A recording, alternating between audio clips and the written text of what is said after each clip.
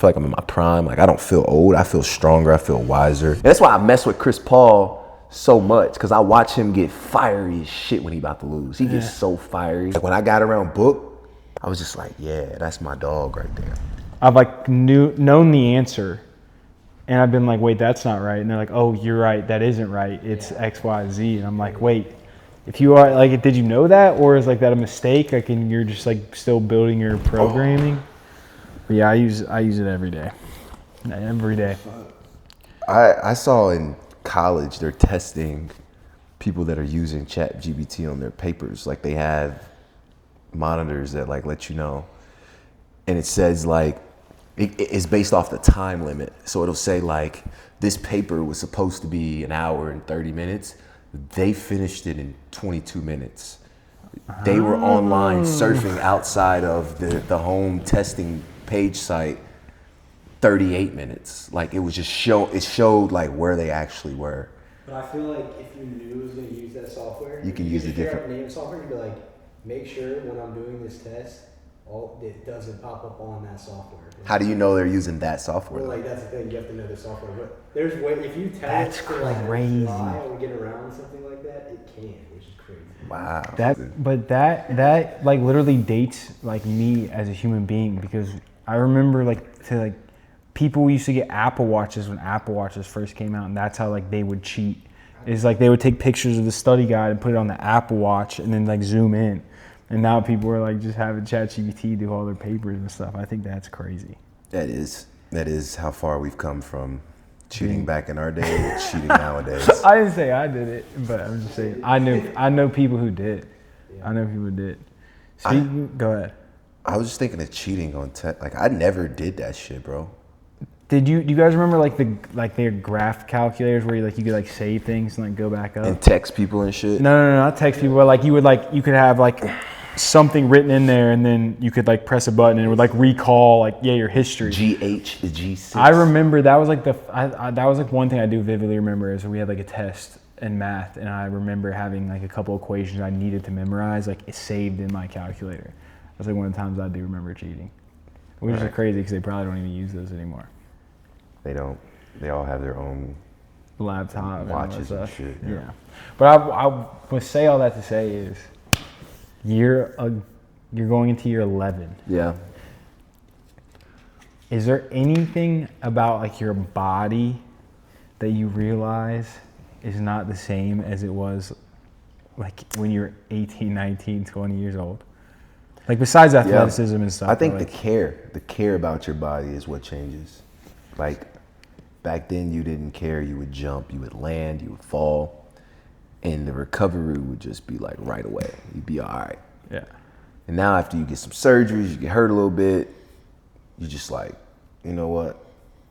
I care too much to like fall right there or hurt right there. Or like, I mean, you commit to like playing hard, that's one thing, but like the injury factor, you're like more cautious now because you don't, that recovery time might be a little longer.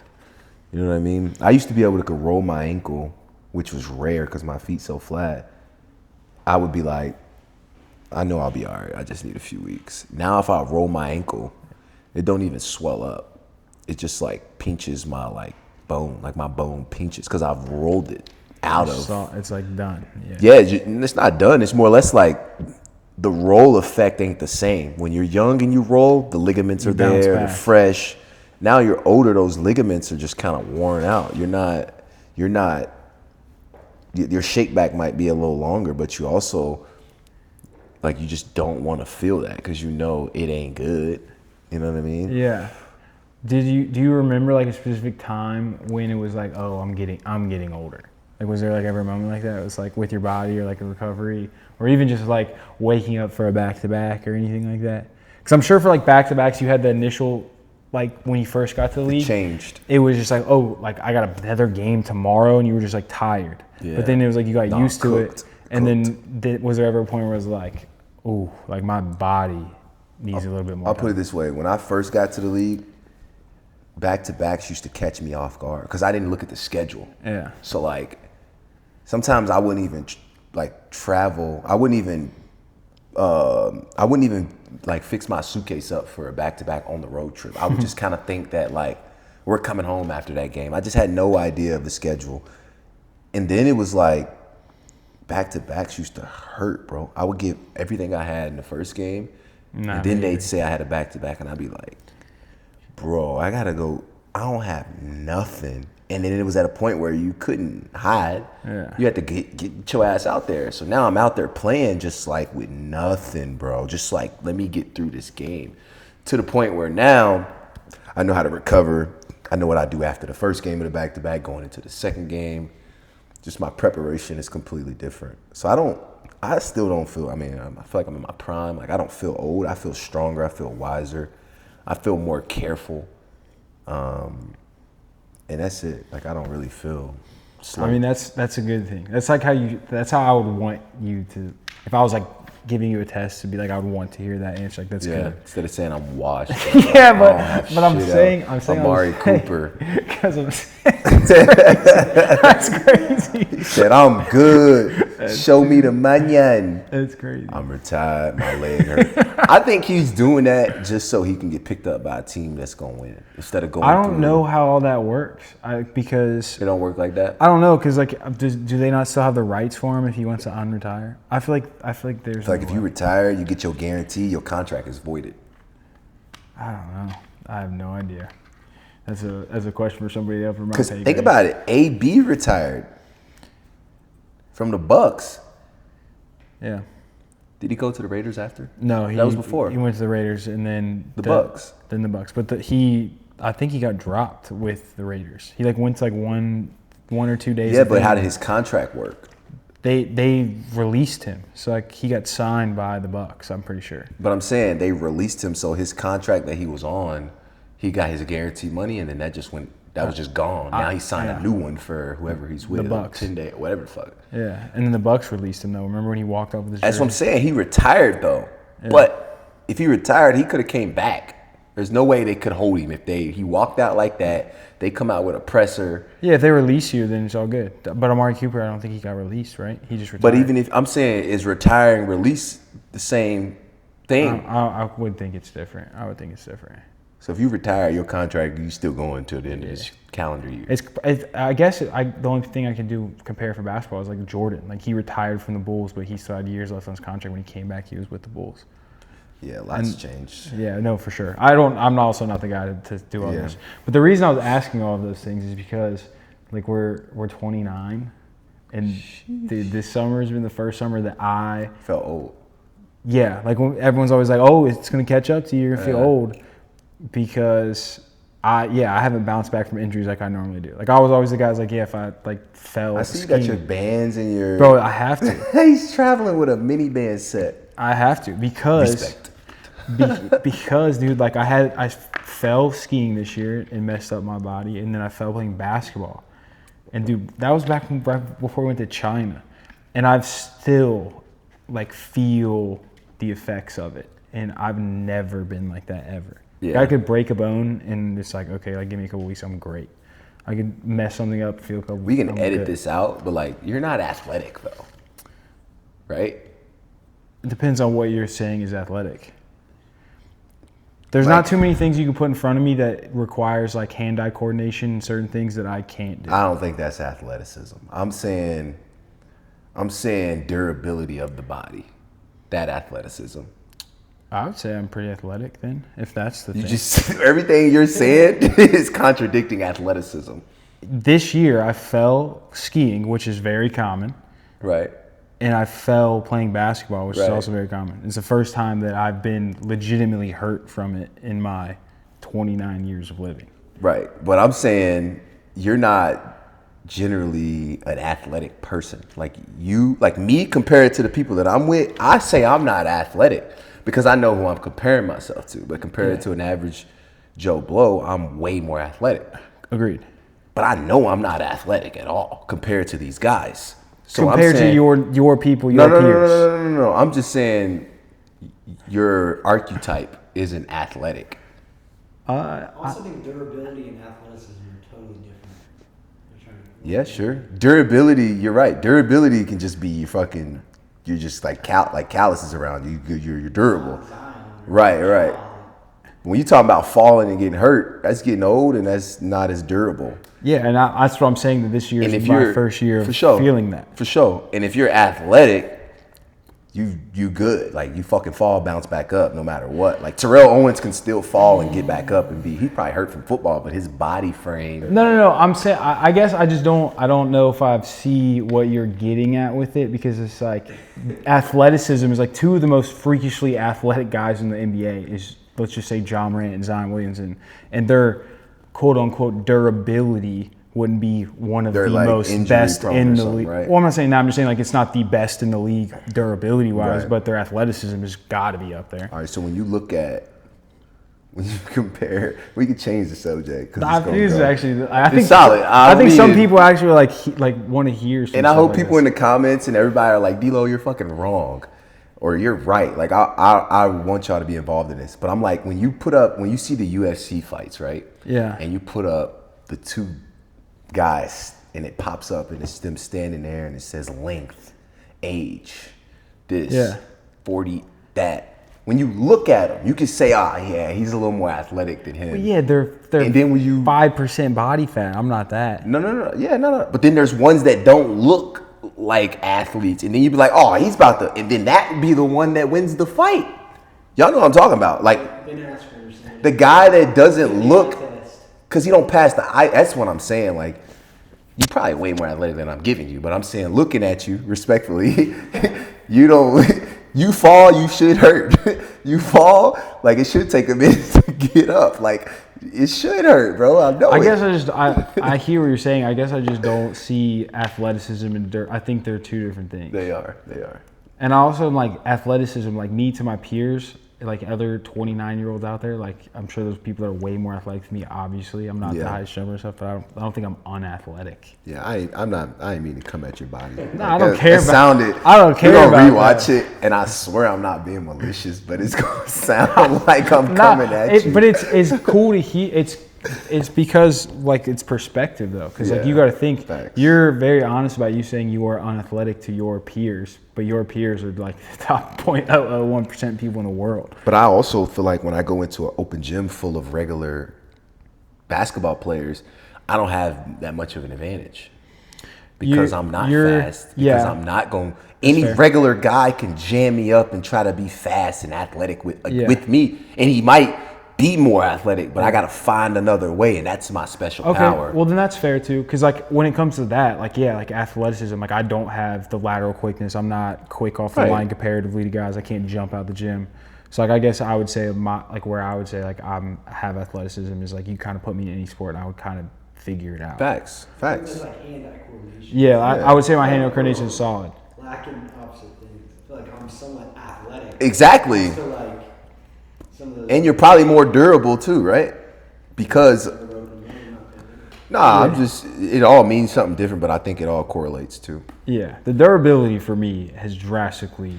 This year is the year that's what I'm saying, is that it's gone. And that's where I feel like I've always just been durable. Like I've always just been like, I can run forever, I can do forever, but as soon as I fucking fall or hurt and gotta recover, I'm just like, damn, bro, like my fucking elbows still hurt. Like, you know what I mean? Like just from, that's where I notice how my body is compared to, and then you look at somebody like Tone. Yeah. Tone can hurt his back getting out of bed. Tone can get out of Uber and pop something. Like, that's my brother. But I'm just saying, he's fragile. Yeah. He's fragile. It's different. Like, I just recognizing. So to answer your question. That's a really intriguing thing.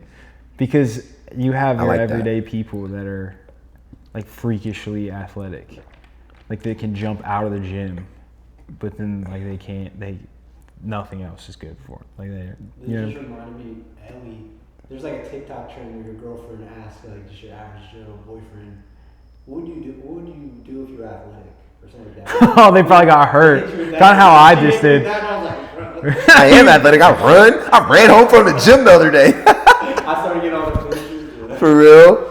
I mean, see, I'm honest with my damn self. I'll be like, you're right. What would I do? I'd be jumping and shit. But still, you're still athletic though. It's like even if like your girl try to pull it on you, it's like because I'm an athlete, I guess. Well, your athleticism, okay, actually, this actually brings me to a whole nother thing. I can't say I'm athletic.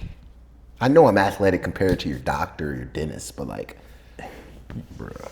You're okay, but you're I athletic to your peers. I go into regular environments where sports is being played, like not the pros, regular environments, like a college, a LA Fitness, where sports are being, and I'm just like, I feel less of a professional athlete when I walk in there because I know now these dudes are just muscle heads, these dudes are just playing, these dudes are just raw hoop. They might push me around when I try to box out. This dude might go around me because he's fast as shit. Yeah. This dude might out jump me because but I'm the pro. I'm supposed to get that rebound. I'm supposed to be able to guard you. I'm supposed to be able to get that. And it's like, nah, bro. Like, yeah, but I think I'm an average athlete in the pros. No, that's fair. I'm below average. My testing, if I did combine testing, yeah, bro, I'd have dropped in the draft. Yeah. No, that's my point right there. I hear what you're saying, and I do agree with you. And I do agree with you. Shout out CAA, man. And I think that's what is the NBA now, and honestly probably sports in general, is because when you make it to the pros, you are allowed to find that lane of like what makes me different than everybody else. And also be honest with yourself. For sure, but it's also because it's like you aren't the jumping over people like Ja Morant, but it's like you still found your way to make what you do a success. Yeah. So I guess that's like the guys that are playing in LA Fitness, that's maybe all they have is that they can completely out-muscle you, out-strength, rebound, jump over you, whatever it may be. But they never got to the point where they could just focus on one thing because they weren't talented enough. So I feel like talent has to come in with athleticism at some point, I guess. No, facts. I find that very interesting about you, how you would say like you're not athletic. And closer I've gotten, you like see your game close up. It's like you're kind of right. How? Athleticism is not your strength. How do you do it? It's crazy that you're able to compete with these top athletes based on just like. And that's where the confidence comes from. It's like, bro, I can't even. Imagine I could. And I'm already. That's confidence. Like it's just like I know what I can't do. And I know what you can do, and I can't do half of that, but I'm still in the fucking show. Like, so. At what point, because I've seen the highlight tapes of like you put back with like the Magic and all that, and like you were dunking and stuff. Like, at what point where you're like, oh, I'm just not like that? Bro, when dunking wasn't cool anymore. Like, because everyone could do it? I don't know. I think Jacob made dunking not cool to me. Because we used to, because he used to be at a windmill, do all type of shit. Really? Damn. Yeah. And he was white. Yeah. And I used to just be like, bro, but like, I'll bust your ass. Like, you can't, but all you want to do is dunk. He'll tell you, like, all he wanted to do was dunk. And I used to just be like, bro, it's just 2 points. Like, and then I'll go up there and try to dunk and get hung or something. He'd be like, bro, yeah. And I'll be like, yeah, but like, I don't care. Because he was a white boy that could dunk, bro. That's what he had. That was his superpower. That was his flex. But I remember, like, just playing with older teams, thinking that when I get older, I'm going to be able to. And then, like, when I got older, I still couldn't. And I was just like, bro, I got a time to jump, to dunk. These motherfuckers just jumping on accident and dunking. Yeah. So it just gave me a... But I still remember, like, Ohio State, bro. Like, you were, like, coming down and just yamming on folks. Not like, yeah, okay. I think... Let me rephrase that. Like, it just looked like you had way more bunnies than what I know you now as. I just remember throughout all my time, just like little moments where like, I remember I used to grab rebounds with like one hand. I would go get rebounds like I was going to like for a layup. Like I would time it, jump off one foot and snag it with one hand. My coach was like, bro, go in there with two. Why you keep going in there with one hand? Look, you unathletic. You know exactly what I'm talking about. I do know. My coach used you to time one up like that, you like, yeah, I'm high. Yeah, you came and snagged it out of nowhere. You like, I'm lost on y'all. Football, basketball. All 3 inches I jumped off the ground. But that's what I'm saying. Like, I used to do that. My coach would be like, why you not jumping it off two? Go grab that thing, like, for real. And I was just like, damn, that's when I knew it just don't work like that for me. So I think realizing it is what really, realizing it sooner is what helped me like kind of start preparing for it. There's just something timeless about scotch and golf. two icons that go hand in hand. There's just nothing like raising a glass of Johnny Walker after a round. For over a century, Johnny Walker shared his bold spirit with the game of golf. Now that legacy continues with the reimagined classic cocktails like Keep Walking 18, a fresh whiskey twist on the timeless mule. Whether you're on the course or kicking back at the 19th hole, Johnny Walker Black Label brings bold flavor to every round. Grab a bottle at thebar.com and check out johnnywalker.com/clubhouse. Please drink responsibly. Your season, your shot. The NFL season is rolling, and every touchdown can bring you closer to a payout with DraftKings Sportsbook, an official sports betting partner of the NFL. From first touchdown score to anytime TD props or the thrill of live in-game betting, every snap is loaded with opportunity. Check this out. Kyler is 1+ in touchdowns, rushing touchdowns that is, and it's plus 100. So if you're rocking with my boy Kyler like I am, smash that. Lines are subject to change. For new customers, this one's for you. Bet just $5 and you get $300 in bonus bets instantly. Plus grab over $200 on NFL Sunday Ticket from YouTube and YouTube TV. Your season starts now. Download the DraftKings Sportsbook app and use code BACKYARD. That's code BACKYARD to get $300. That's $300 in bonus bets instantly when you place your first bet of $5 or more, plus over $200 off on NFL Sunday Ticket from YouTube and YouTube TV. In partnership with DraftKings, the crown is yours. Gambling problem? Call 1-800-GAMBLER. In New York, call 877-8-HOPE-NY or text HOPE-NY. That's HOPENY 467-369. In Connecticut, help is available for problem gambling. Call 888-789-777 or visit ccpg.org. Please play responsibly. On behalf of Boot Hill Casino and Resort, Kansas, 21 plus age and eligibility varies by jurisdiction. Fees may apply in Illinois. Void in Ontario. Bonus bets expire 7 days after issuance. See sportsbook.draftkings.com/promos. NFL Sunday Ticket. Offer for new subscribers only and auto renews until canceled. Digital games and commercial use excluded. Restrictions apply. Additional NFL Sunday Ticket terms at youtube.com/go/NFL Sunday Ticket/terms.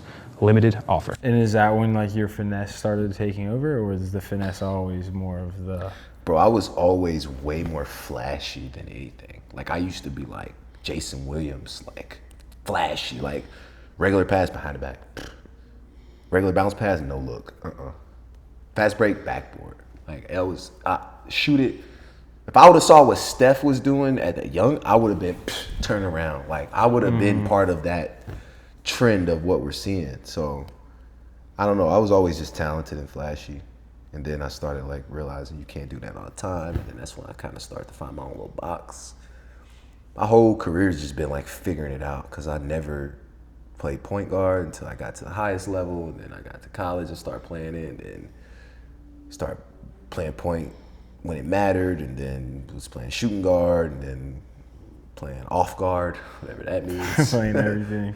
Combo guard, every single guard. And I would always say I'm a basketball player, and they would take it wrong, but I always believed in it. Just a hoop. I remember that actually. I remember an interview. My dad called me mad and shit. I'm like, Pops, I've been saying that. It sucks that I'm saying it now after y'all just watched me not get the ball and like not play point guard. And I said it in the interview, and I was like, I'm point guard on this team? I'm not a point guard. Yeah. I'm a basketball player. And my dad was like, why you say that there? Everybody knew what you was saying. I was just like, they shouldn't have asked me, bro. Like, I've been saying it, and that was the wrong time they asked, and I was really gonna stand on it then. So, I mean, right is right, wrong is wrong. I probably wasn't right there. Watching us back on like the RV trips and like seeing all these videos and everything, this is like our first time ever going to do something we would normally do and get filmed, and you have to like see how you acted, and sometimes it's like you're doing something for the camera, most of the time you're just like being yourself. Like you are getting asked questions in like high pressure moments or like stressful environments, and you're having to deal with millions of people analyzing every word or every facial expression. Like to me, that's crazy. Cause like the only people that I have to do that with is like you guys. Cause like I hang out with you guys a lot. You guys are like, bro, like, why'd you do that? It's stupid as hell, whatever. But like you get that analyzation in the toughest moments of your life from like everybody. I think it's all mental, bro.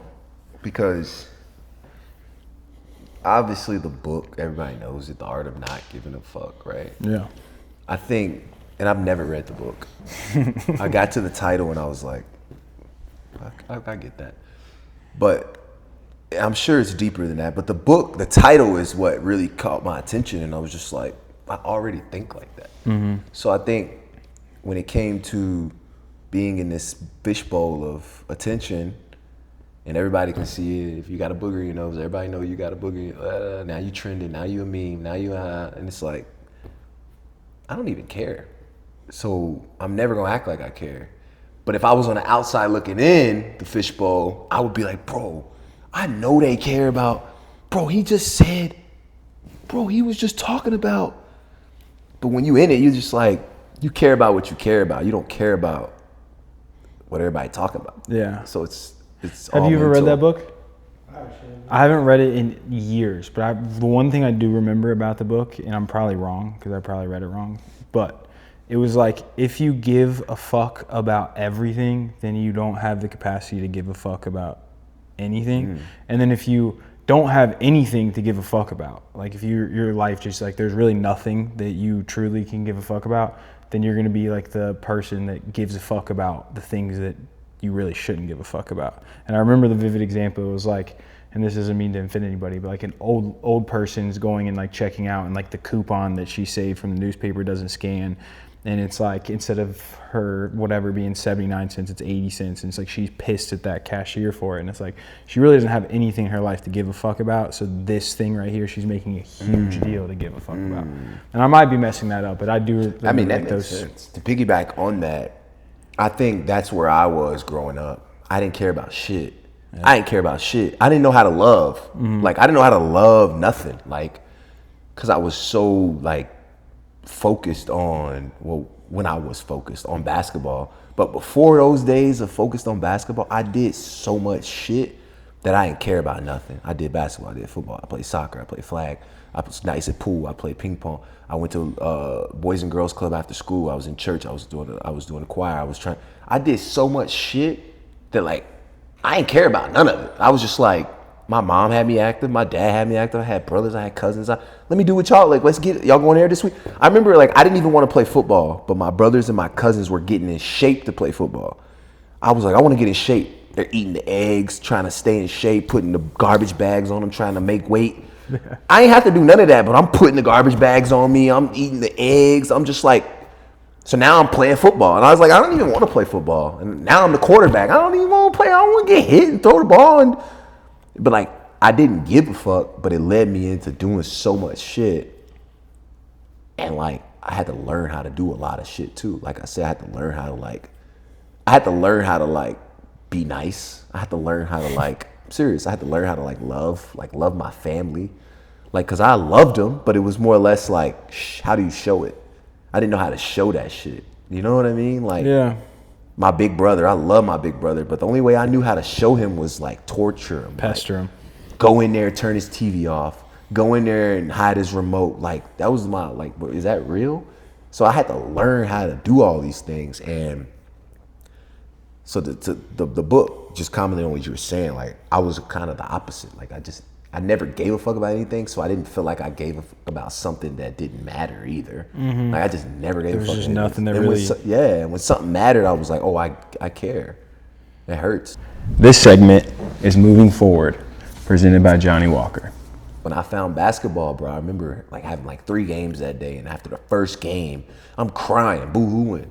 My dad like, well, yeah, what you crying for? You got another game in an hour. I'm like, I don't know. It hurts. It hurts though. It hurts right here. Because you lost or something? Yeah, because I lost. Like, I didn't know what that meant. I didn't know, like, losing. I had to learn how to lose, bro. Yeah. I used to try to cheat when I was losing. If I knew I was about to lose, I was like, I'm about to do something. And that's why I mess with Chris Paul so much, because I watch him get fiery as shit when he about to lose. He gets so fiery. But like, I noticed that, I recognize that, and like, I'm kind of like that too. So like, I'm a fan of you, bro. Yeah. So I don't have nothing bad to say. Yeah, and I guess that's like the competition aspect of it. Yeah. Because it's not like I don't have anything against you. Yeah. It's just the fact that I am losing, and I don't want to lose. I mean, that's... Oh yeah, it hurts. I remember like, and then you get around people that don't feel that way. Or then you get around people that disguise it better. You know what I mean? Like Book, for example. Like when I got around Book and I see him lose his shit and the way he disguised like how much he really gave a fuck, I was just like, yeah, that's my dog right there. I know. That's why we really are like this, because I'm like, he cared, but he not going to show you. Yeah. Me, I'm cared, but I might talk my way around showing you. Like, it's just ways that people do it.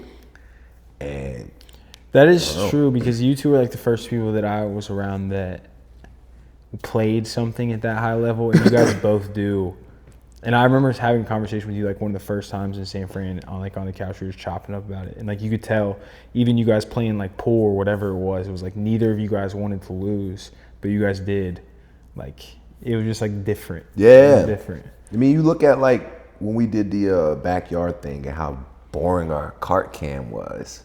Yes. Oh, that's Think actually about great. that. Think about that. Like, yes. We know what this is. I'm hoping he get distracted by all this bullshit so I can. Yeah, I'm locked. That's actually crazy. If you guys don't know what we're talking about, we had a golf tournament at Backyard Cup 2024. Yeah. And we had D and Book ride in a cart. This is why I didn't want me and Book to ride in a cart this year, and you and Shorty to ride in the cart this year, because it was like, if we didn't have editing and stuff involved, you could drop a pin while the cart was driving, It's and you just would how hear the competitive pin. niggas is, Like, bro. like the only time you guys talked in the cart was you telling Book to turn on some music, or Book being like, I thought you said this wasn't prison rules. And you guys were like arguing about it. That's the only time you guys talked in the cart. That's my brother. That's it, bro. Listen, bro, because that's how competitive. Like, I remember when we started the match, John Davies was like, this is the most serious match I've ever been in. Because he's coming from like real golf, where it's like you have to be that competitive, to like YouTube and we're golf, trying to create this where it's environment. where it's like YouTube golf, he's like, this is where I go to have fun. And then it's like Garrett's like, yo, this is serious. Yeah. Like, why is it so quiet?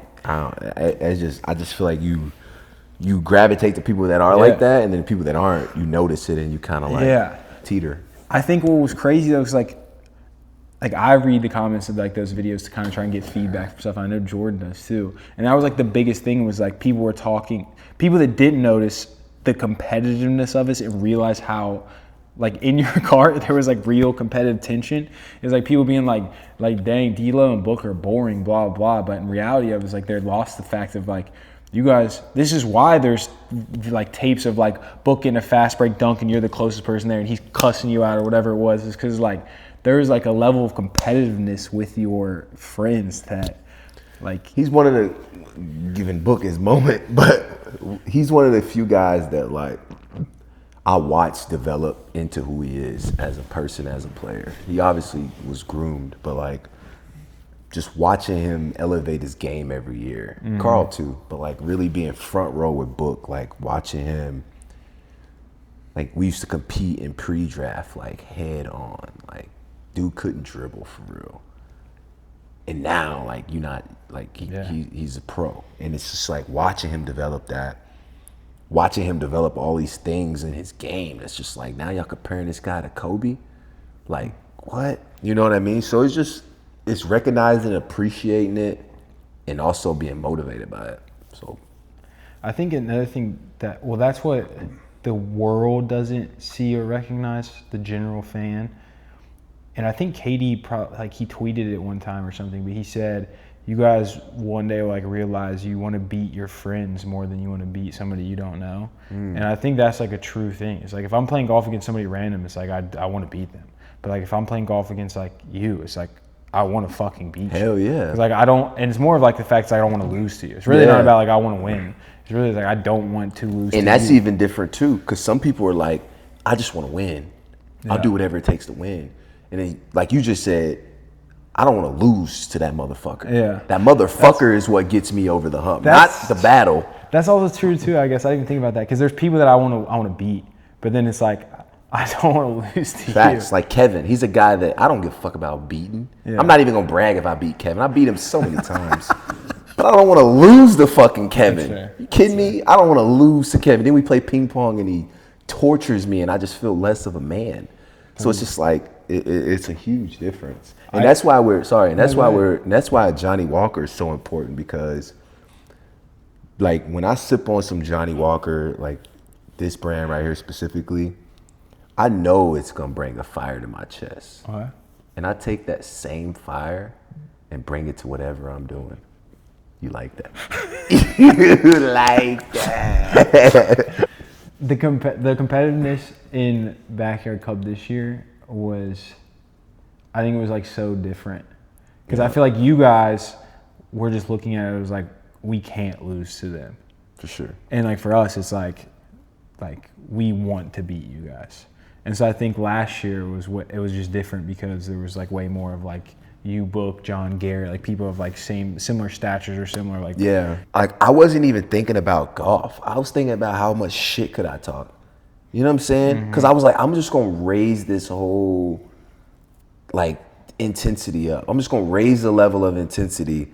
And I just remember Short Game talk. I didn't know who he was. Like I didn't even know his game or nothing. Short Game's pretty self-explanatory, but like I didn't know what type of person he was. Nothing. I just didn't know. That was like when we reached out to him. That was like one of the things because he was like, dude, like he's not gonna know anyone. Like how, like, do you want him to? Blah blah. We're like, dude, like talk shit. Like talk shit. If you want to drink, have fun. But yes, like we encourage the talking shit because I know that they're gonna do it right back. And now I can say this on camera, bro. Like he's probably one of my favorite. Before meeting him, I didn't know him. Now that I met him, I'm like, yo, that dude's got to be everywhere we go. For sure. And then Wes Bryan is another one. I'm just For like, sure. bro, like, you guys, I'm like, sign my golf ball. Not my golf bag. I think he. Okay, this is actually a whole nother thing because golf. We talked about it a little bit on the course in that scramble, and we didn't really get a chance to like really talk about it. We talked about it with Max a little bit in the par 3, but it's like the level of pressure that you feel in a team golf thing versus how you guys feel playing a team basketball. It's pressure thing. And I started saying all that because notoriously on our Backyard Golf channel, I have never driven the ball well. And I vividly, like I could feel my heart out of my chest on that first tee when we all were teeing off together. When I said what I said. I don't even remember what you said. Remember when Eric was like, I don't believe shit you say. And I was like, you don't think I was scared off the tee? Remember I was like, all right, be honest. How many of you guys are like scared? And after my heart was fucking pounding. I was trying to like. But that's the thing is like. And I smacked it. it. Yeah, you went up first. Like you were the very, like we introed it. You went up first and you hit a great drive. And like Short Game went up there and like he went right. And we never played this course for it. I love saying the saying. But then it was like every one of you NBA guys, it was just like you went up there and striped. You know how to embrace pressure. That's what it is. So, but all three of our guys went right. And so it was like I came up there and it was like I haven't felt pressure like that since I played actual competitive sports, and it was for a fucking high school sectional or something. And like that was like a moment for me that I will vividly remember. Like I remember someone was like, "What was like your highlight of it?" And it was like honestly like feeling that and just like having a shot that was like, "Dude, hell yeah!" Like you did that for the team. Dude. And we were talking about with Max because it was like, in golf, you guys are still trying to figure out how to golf essentially. In the pressure moments in golf, you're probably like, are you thinking about like, oh, I got to do this, my backswing, blah, blah. No. But in like basketball, it's like if you're stepping up to shoot this free throw, it's like you're not even thinking about like where your wrist has got to be or whatever it is. Like you're just catching the ball, doing your routine, and you've done it a million times. But golf, that's what makes it harder too, though. Because you've done it a million times? You've done it a million times. And you kind of question like, is this the time that I'm going to, because you're like, if you shoot a free throw with no pressure and there's, if coach said make 10 free throws in a row, the first few times you might not, like just regular people. Like yeah. The first few times, if you could shoot, first few times you might not, and then you make a few, and then you're gonna get a rhythm and you're gonna start making 8 out of 10. You're gonna miss. You're gonna make 7 out of 10. You're gonna miss. The time you get 9 out of 10, 9, and you got to make that 10th one, it starts feeling pressure. You're probably gonna miss because you're just like that. Oh, that's different when you know how easy it is. But it could be so hard. Golf, you know how hard it is, but it could be so easy. You know what I mean? Like if you're like, bro, if you're good at golf, bro, it's hard. It's a hard game, but it's easy to do what you're trying to do. Yeah. You still might not get rewarded, but in basketball, it's a hard game. But you can get rewarded every time you do what you got to do. You can get rewarded every time. Yeah. You can get rewarded every time. I guess the way I look at it is just like Like let's just say Scotty Scheffler, for example.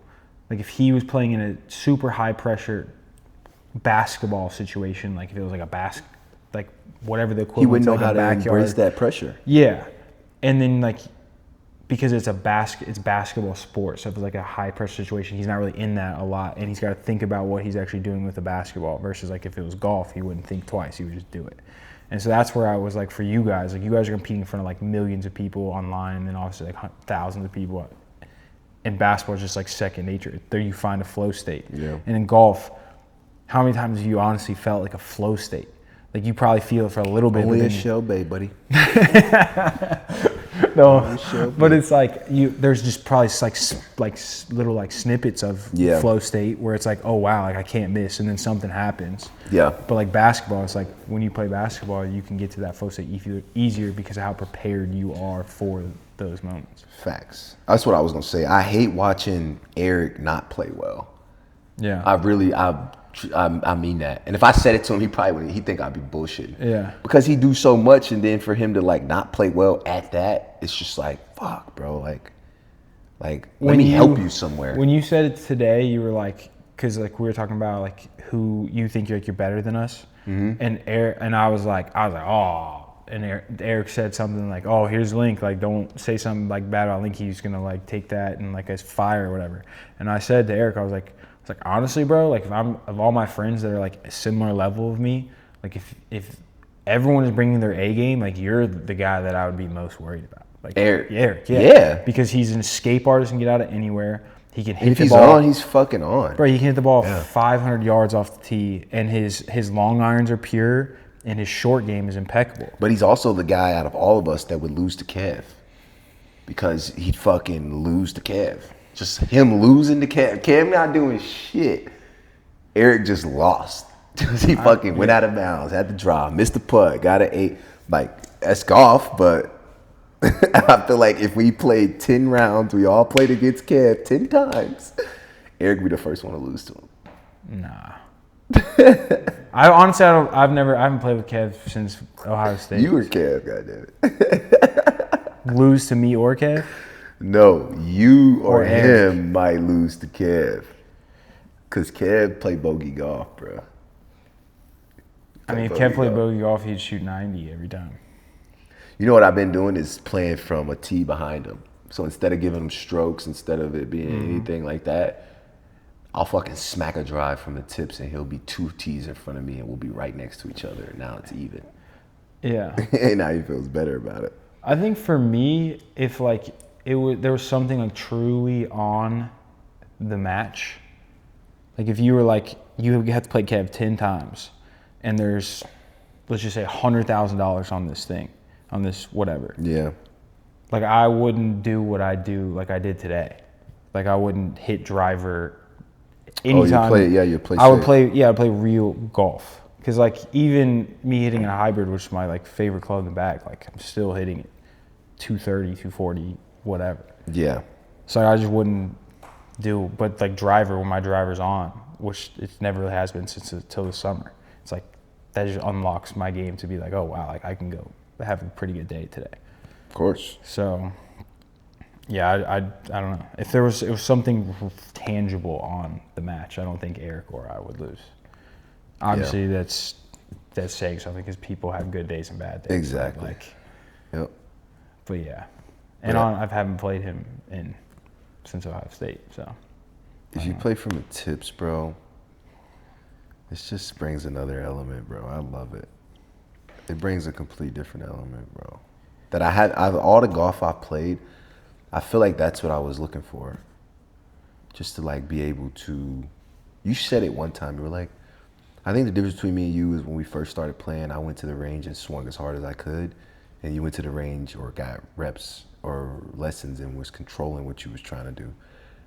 And that's the difference. And I just, like, I feel like now I'm just now getting to the point where I have to swing.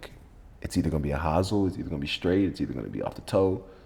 but Well, I like, have to swing like today your ball speed and like your swing speed was so much higher than honestly ever, bro. Because I'm But playing from back there. I have to. but swing. it doesn't look Right. like it doesn't look Right. any different. Like you could just tell like with your like ball flight and everything, but it's like doesn't look crazy. I mean, enough about golf. I'm tired of golf. But I did hit a 5-iron like 215, 220. Hey, me and Eric were right next to each other, and I was like, "How far did you drive that? How far did you hit it?" And he was like, I was like, "No, we're like right there though, because you smacked that." Yeah. But my ball is further than that, so I know I killed it. But you have to think, dude. Eric's irons, like they're like Sim 2 like irons that have like stronger lofts. I'm not saying they're like Bryson DeChambeau lofts, but like Eric's 5-iron is like my 4-iron. So like if me and Eric, It's bent down. it's just how that's just like that line of things. So Yeah. like my 7-iron is not the same as Eric's 7-iron. So like if I'm hitting a 7, Eric's hitting a 7, His go further. his is supposed Really? to. Like so his 5-iron is like my 4-iron. I don't know about you don't even have 4-iron, do you? Mm-mm. Yeah, so just Today, but he hits I think that's one of his specialties is long. Today was the first time though, like usually you guys always have a club higher than me. Or lower, however. And I was like, were you guys hitting? You're like a 6. I'm like, oh, me too. Like usually I'm trying to hit a 5 right now. Yeah. I might hit a baby hybrid, man. Well that's the thing with my approach game has been the reason my golf game I've scored way better, I'm starting to score better is because I've unlocked my driver way more than I ever have. But not playing with you guys and like being able to like play golf has like made my ego disappear. Yeah. Because like if Eric was hitting a 5, it was like, oh, like I swing just as hard as Eric, I'm hitting a 5. And in reality, it's like Bryson DeChambeau. It's like his 7-iron is nowhere close to this guy's 7-iron. Yeah, he hits it 250 yards, but it's like it's not the same. You mean his pitching wedge? Yeah, whatever it is, but it's like they're not the same. Yeah. And so like I'm trying to let my ego not. No, it's real. It's real. You get away from it. You learn your own style, your own thoughts, your own way of going about it. Then you get around us and we're like, nah, keep the pin in. Nah, bro, you can take it off. Nah, bro, that ain't no gimme. It's just like it's completely different. I like no gimmies though. I do too until I miss them. Because like putting the ball in the bottom of the cup, like unless you like. That's how we should do next year. I liked how we did this year, where it was like your one-on-one matchup, like y'all decide. Yeah. Because you remember like the one time you guys were like, oh, you fucked up, Link, 'cause I make Book putt that one. It was like on a par 3, and then it was like, oh, you fucked up, Link, blah, blah, blah. And it was like the only reason I made him putt that was just because like, dude, we haven't putted those all day. It was just like, you're good, bro. So it's like, nigga, you human. Fuck. For sure. I'm making you putt because I think you can miss that. Well, fuck. You're not pros. That's why you're putting. That's why it's not good. Sorry. That's why it's not good. All right, everybody. Appreciate y'all tuning in. We're trying to get back to doing pods, so I appreciate y'all for coming back. Shout out Johnny Walker, presenting sponsor. Thanks for everything. Peace.